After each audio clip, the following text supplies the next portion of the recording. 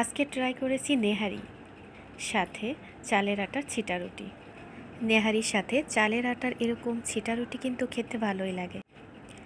এখানে 2টা গরুর পা নিয়ে নিয়েছি। এই পা রান্না করার আগে অবশ্যই খুব ভালোভাবে পরিষ্কার করে নিতে হবে।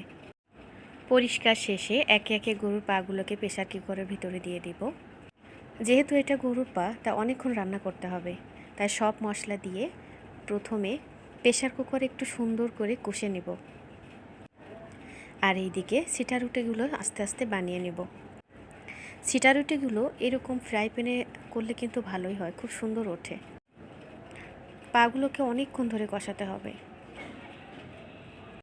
এদিকে এগুলো কষাচ্ছিলাম আর আস্তে আস্তে আর একটা চুলায় পিঠাগুলো বানাচ্ছিলাম। অনেকক্ষণ ধরে কষানোর পরে যখন উপরে এরকম তেল ভেসে উঠবে,